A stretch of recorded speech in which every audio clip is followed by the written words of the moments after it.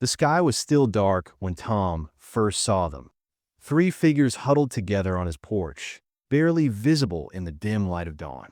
A woman, her clothes ragged and wet, lay motionless with two small children clinging to her side, shivering in the cold.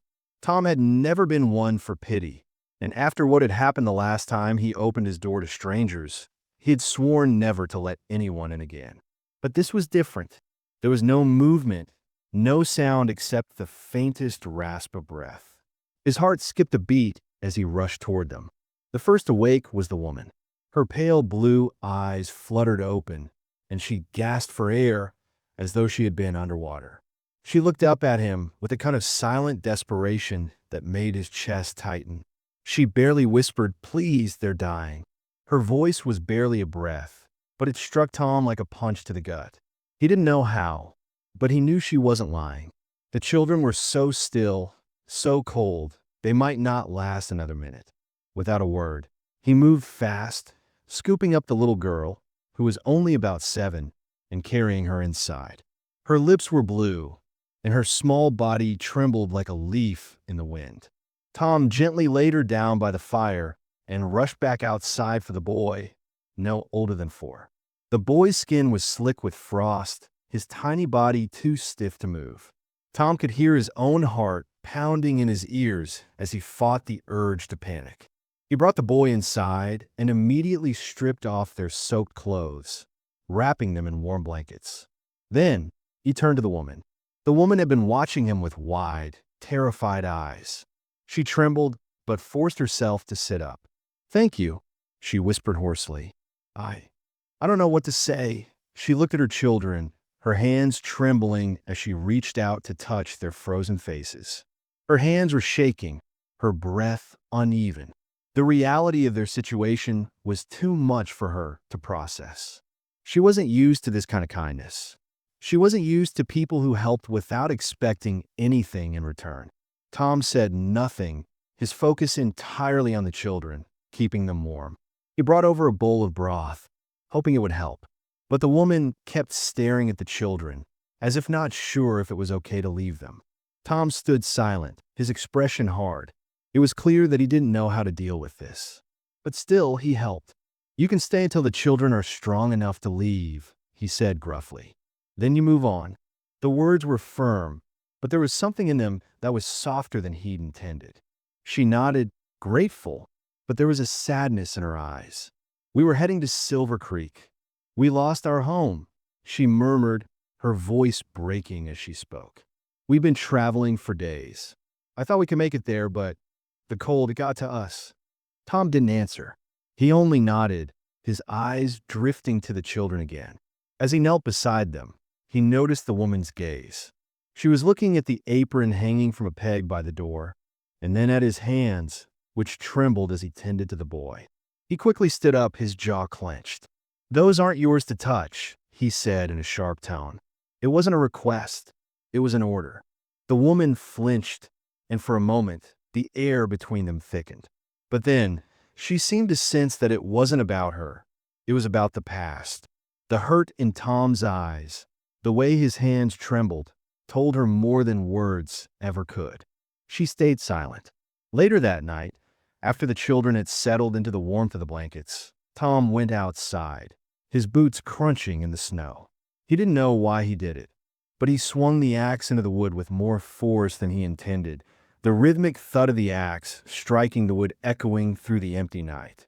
He needed to focus on something. His mind kept wandering back to the woman inside, to those children. He couldn't afford to care. Not again. As the axe swung again and again, he didn't notice Helena watching from the window. Her eyes followed his every movement.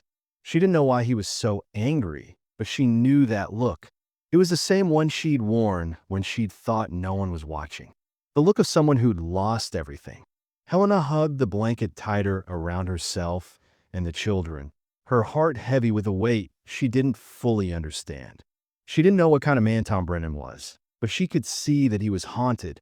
And in that moment, she realized she wasn't just a stranger anymore. She had crossed the line, and now she would be part of whatever happened next. Just like him. Both of them, caught in the same cold, unyielding world. By sunrise, Tom had already begun his work. The frozen ground didn't stop him as he began marking out the foundation stakes for the new room. His breath misted in the early morning air, and his hands moved with precision, not a single glance in Helena's direction. She stood on the porch, watching him, unable to understand why he would go to such length for people he barely knew. "You're actually building it," she remarked, her voice cautious but curious. "Said I would." He replied without looking up, driving another stake into the frozen earth. Over the next week, Tom worked from dawn to dusk, tirelessly building the room. The harsh winter didn't stop him. He was determined. Meanwhile, Helena took up the tasks around the cabin, cooking, cleaning, and mending clothes. The children slowly recovered, with Lily often helping Tom fetch nails or asking him questions about what he was doing, and Samuel playing quietly nearby, absorbed in his own world. During the quiet moments, Tom carved a small wooden horse for Samuel, and for the first time, he seemed to soften a little, teaching Lily to hold a hammer properly as they worked together. Yet, the distance between them remained, especially after Helena tried to offer her wedding ring as payment for their stay. Tom had refused it angrily, his words sharp and cold. "I don't want payment." The tension in the house grew when Harold, a neighbor, dropped by with some supplies and made a cryptic comment about last time.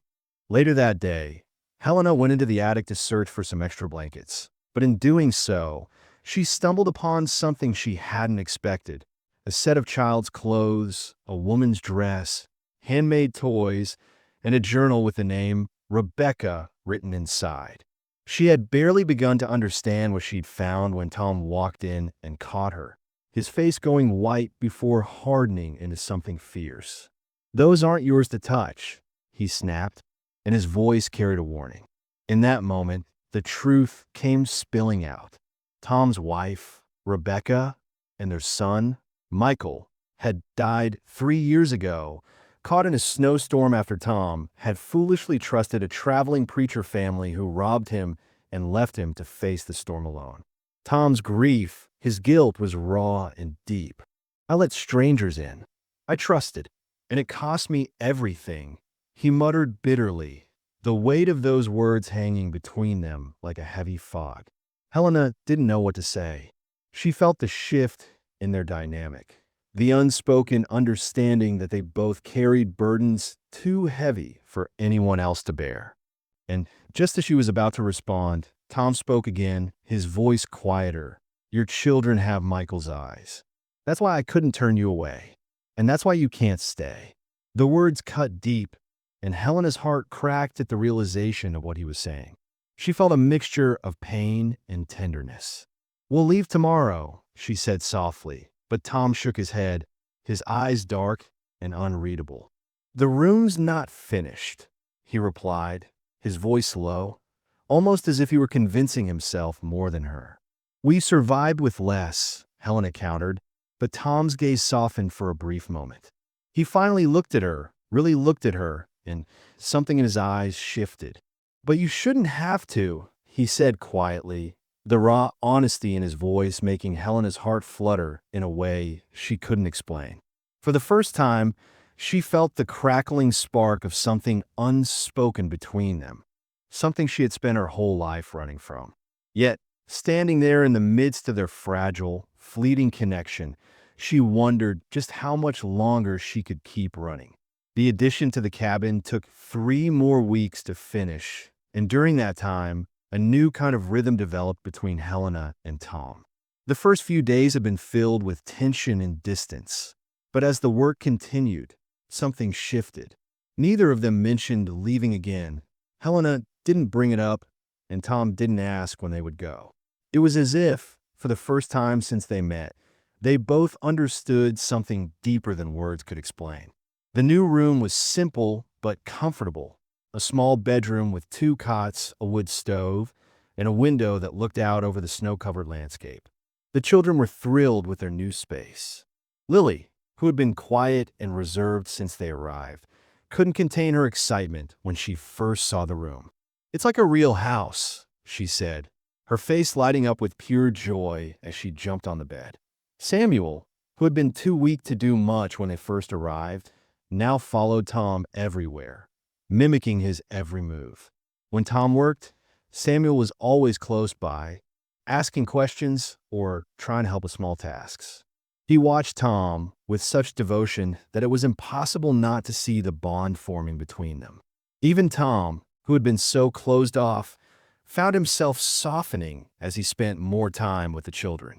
He taught Lily to read using Rebecca's old books, and for the first time in years, he felt a flicker of the kind of hope that had died when he lost his own family.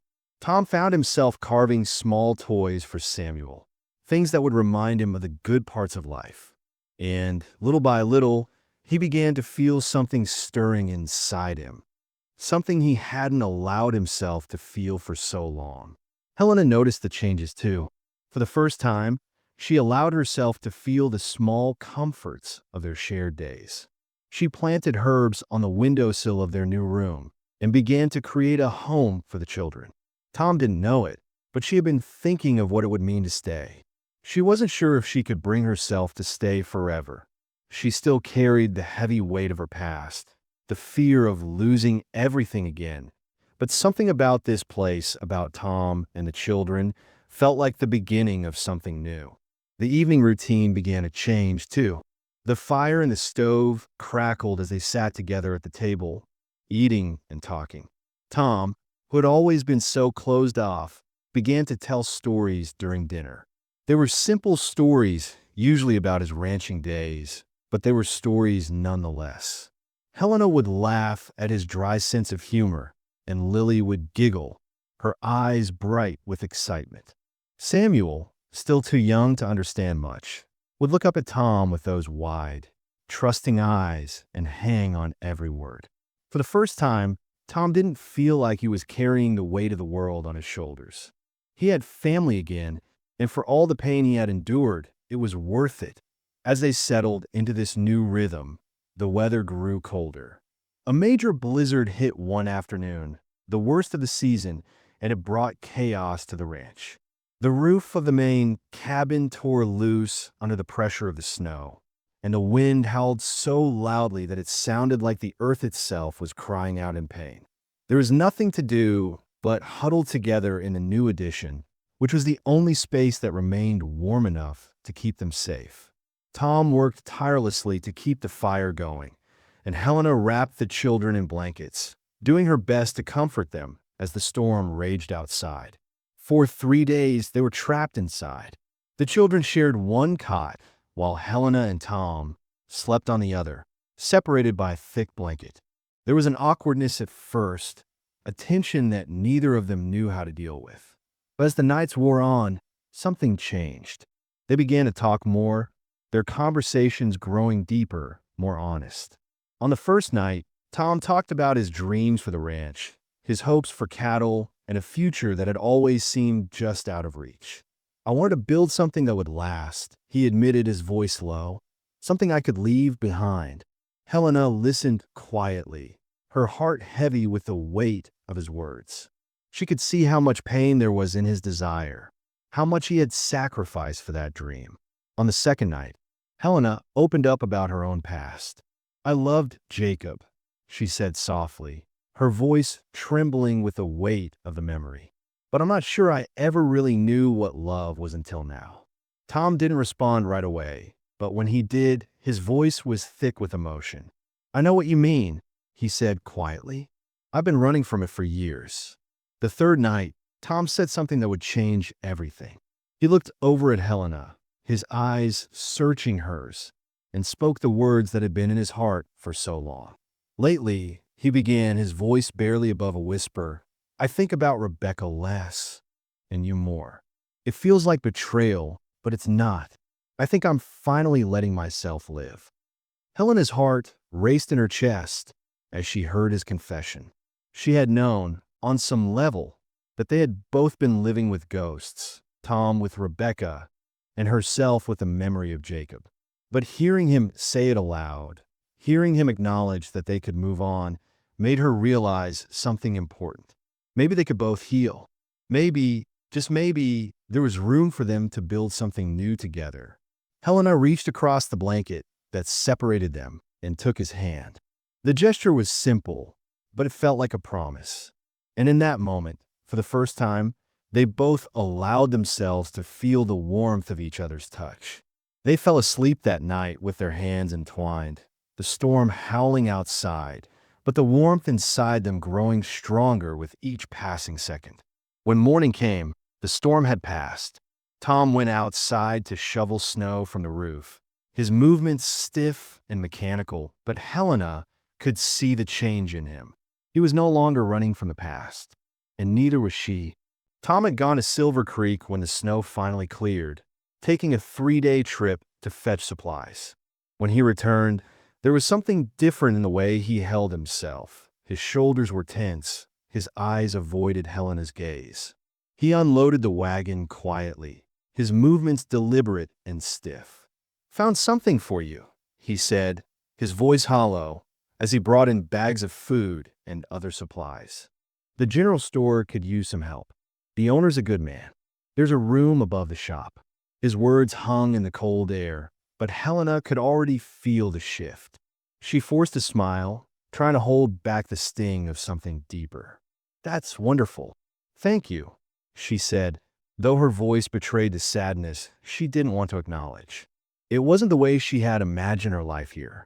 It wasn't the way she had imagined any of it. Tom's offer felt like a gentle push away, as if he were already preparing for them to leave. "Figured you'd want to leave soon as the roads cleared," he added, his tone colder than it had been in weeks. "This way, you'll have work, stability." Stability. The word echoed in Helena's mind, but all it did was deepen the pit in her stomach. She wasn't sure if it was for her, for the children, or for him, but something inside her recoiled at the idea. She wasn't sure she could keep running. She wasn't sure she wanted to leave. But her heart betrayed her, and she felt like an outsider in her own life. The next 2 weeks were a blur of painful distance. Tom barely spoke to her. His kindness had turned into formality, as if he had closed himself off to her once again. He stopped eating meals with them, and his visits to the cabin became few and far between. It wasn't that he was mean or cruel. He simply withdrew, retreating into himself, as if it were the only way to protect what was left of him. Helena, too, began to pull away. She packed their belongings, piece by piece, each item feeling heavier than the last. She folded clothes she'd never wanted to leave behind and prepared meals that went uneaten, all the while pretending that she wasn't as devastated by Tom's growing distance as she truly was. She tried to tell herself that she wasn't foolish to care, that she didn't need to stay in a place where she wasn't wanted, but there was a part of her that wanted to stay. She didn't want to admit how much she had grown to depend on him, or on them, the children, the feeling of being needed, the feeling of finally being home. Tom, for his part, fought his own battles. He knew it was easier this way. If he made them leave now, it wouldn't hurt as much when they were gone. He wouldn't have to feel the sting of losing something he had come to care about again. He had already lost so much, and to lose them would break him in ways he didn't know if he could survive.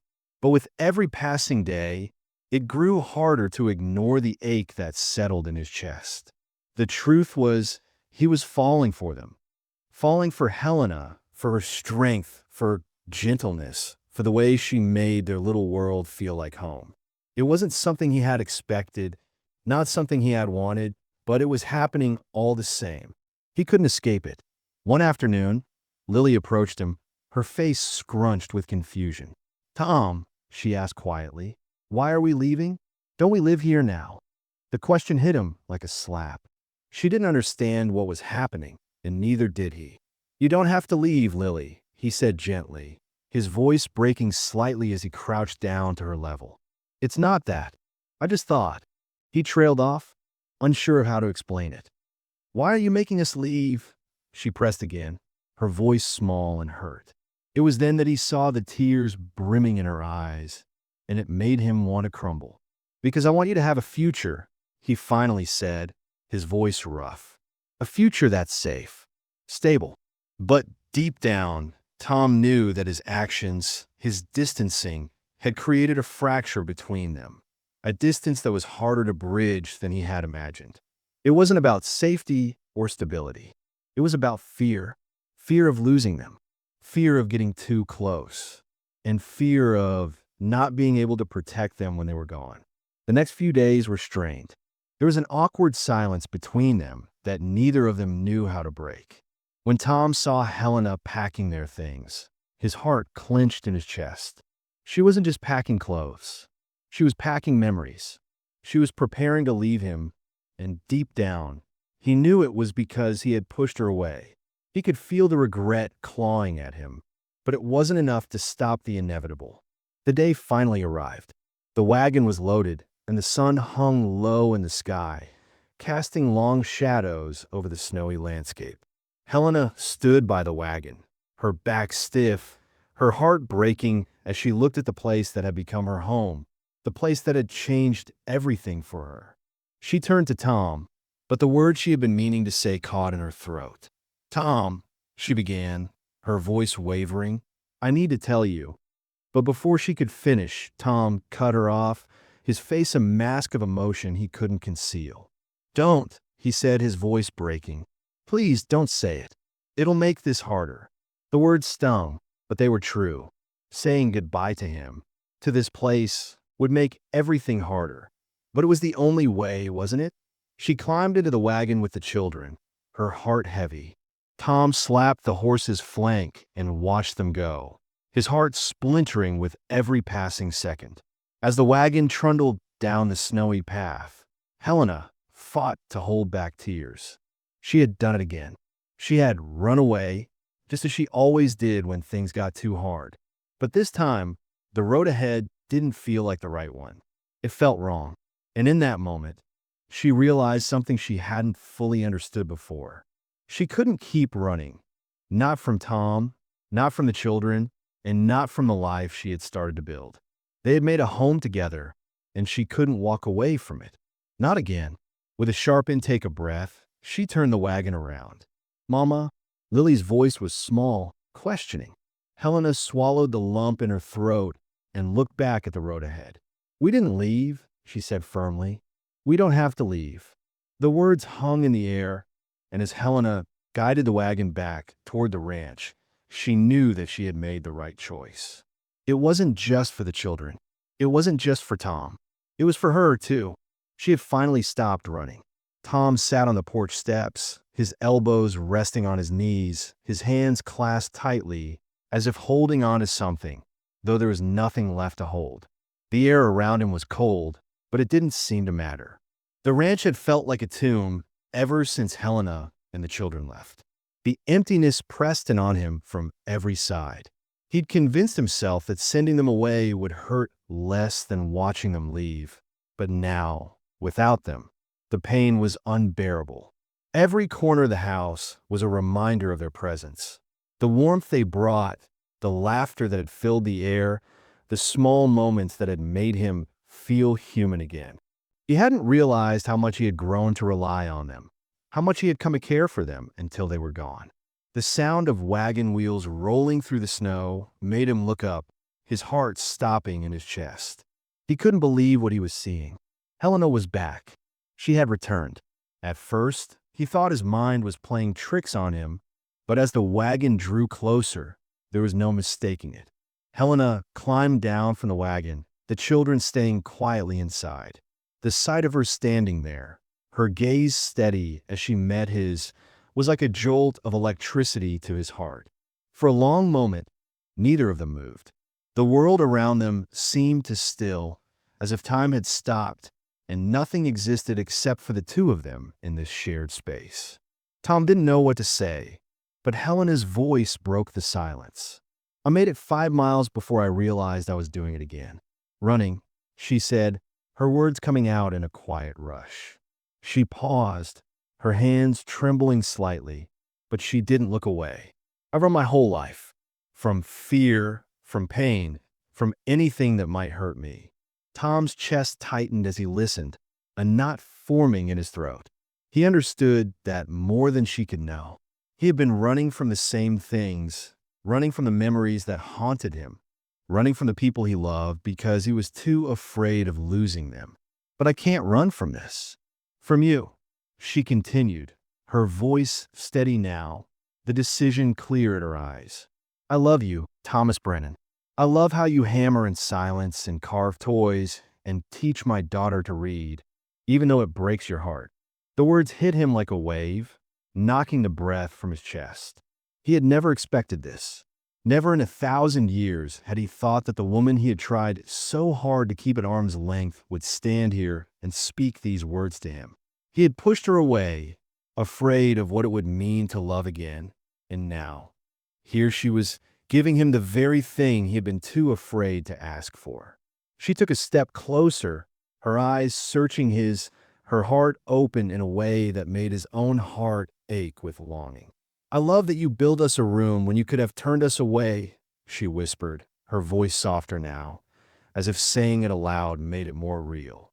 And if you don't feel the same, fine. But tell me to my face you don't want us here. The tears that had threatened to fall earlier now welled up in his eyes, but he blinked them away, unwilling to let them fall. He couldn't deny it anymore. He couldn't hide behind his walls of grief and guilt. The truth was, he had loved her from the moment she stepped onto his porch, from the moment he had seen her struggling to keep her children alive in the cold. He had fallen for her strength, for her vulnerability, for the way she had slowly, but surely, softened the hard edges of his heart. I found you that job because I was terrified, he finally said, his voice rough, the confession spilling out before he could stop it. Every day you stayed, I fell deeper. Every night, I wondered when you'd leave. I thought if I made you go, I could control when it hurt. His voice broke on the last words, and he reached up to rub his face, trying to push down the emotions that had been building up for weeks. But you came back. His voice softened, the words barely a whisper. And now I realize I can't let you go. Not ever. He stepped forward, closing the distance between them, his hands reaching for her, pulling her close in a way he had never dared before. His lips found hers, urgent and needy, as if they both knew how much time they had wasted apart. It was a kiss of release, of letting go of the past, of everything that had held them back from each other. When they pulled away, both breathless, Helena's eyes were filled with tears, but there was a smile on her face that told him everything he needed to know. I love you too, she whispered, her voice trembling but filled with certainty. And I'm not running anymore. They stood there for a moment, wrapped in each other's arms, the world around them fading into the background. It was as if nothing else mattered. They had found each other again, and that was all that counted. Tom stepped back, his hand still resting gently on her shoulder, his heart lighter than it had been in years. He looked at her, his eyes full of tenderness, full of something he hadn't allowed himself to feel for so long. I'm sorry, he said quietly, his voice full of regret. I should have never sent you away. Helena shook her head, placing a finger gently on his lips. You were afraid, she said, her voice soft but understanding. But we're here now. We have each other. The sound of children's laughter from the wagon broke the moment, and they both turned to see Lily and Samuel watching them with wide, curious eyes. Are we going inside now?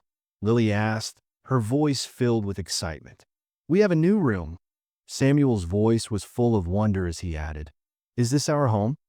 Tom looked at Helena, his heart swelling with love. It's our home, he said, his voice steady. And it's never going to feel empty again. The next few weeks were filled with simple, quiet moments that meant everything. The house, once cold and empty, was now full of life. Helena and Tom worked side by side, finishing the last touches on the cabin, while the children played and explored, their laughter echoing through the halls. It was a kind of peace that neither of them had ever known before, and though there were still challenges ahead, they faced them together. Their bond grew stronger each day, and with each passing moment, Tom realized that he had finally found what he had been searching for all along, a family, a home, in love, the kind of love that he had once thought was lost to him forever. Weeks later, Harold visited them, as he often did. This time, he didn't comment on the changes in the house or the people who had come to fill it. Instead, he nodded approvingly at the domestic scene before him. The way Tom and Helena worked together, the way the children ran about, the way the house felt alive with warmth and laughter. "Rebecca would be happy for you," Harold said softly, his voice full of quiet wisdom. "You get to love again." Tom's throat tightened at the mention of Rebecca, but he nodded in agreement. "She would be," he said, "and I think I've finally found my way back." The family continued to grow, not just in size, but in spirit. They went into town together, where Tom proudly introduced Helena as his intended. And though there was some gossip, it didn't matter. They were building something stronger than the opinions of others. They were building a life. When spring came, they planned a simple wedding, surrounded by wildflowers and the warmth of the sun. The ceremony was small, but it was perfect. Tom promised to shelter Helena and the children as long as he drew breath, and Helena promised to never run again, not from him, not from them. The reception was filled with music, food, and laughter, and Tom danced with Lily, lifting her high into the air. As the evening drew to a close and the guests began to leave, Tom and Helena sat together, their hands intertwined, watching the stars. "Do you think we'll always be this happy?" Helena whispered. Tom pulled her closer, pressing a kiss to her forehead. "I think we'll always fight for it," he said. "And that's all that matters." The wind outside picked up, but inside, they weren't afraid. They had weathered the worst, and together, they would face whatever came next. The first snow of the season arrived earlier than expected that year, the flakes drifting down gently, blanketing the earth in a soft, powdery layer. Helena stood at the window, one hand resting lightly on her rounded belly, the other holding a steaming mug of tea. She watched as Tom and Samuel worked outside, stacking firewood in neat rows, their movements synchronized, a rhythm born from months of shared labor. Lily was nearby, sitting on the porch steps, reading aloud from her primer, her voice clear and steady. A sense of peace settled over the ranch, a peace that had been hard-won, but now felt as natural as the breath in her lungs. It had been a year since she and the children had arrived on Tom's doorstep, a year since she had found herself caught between running from the past and embracing the future, a year since they had built a life together. And now, standing there, watching her family, she realized how much had changed. The once barren ranch was now a thriving home. The small herd of cattle had grown, the garden had flourished, and the cabin, once a cold and empty place, now hummed with warmth, laughter, and love. Everything was different. Everything was better. But the most remarkable change was in Tom.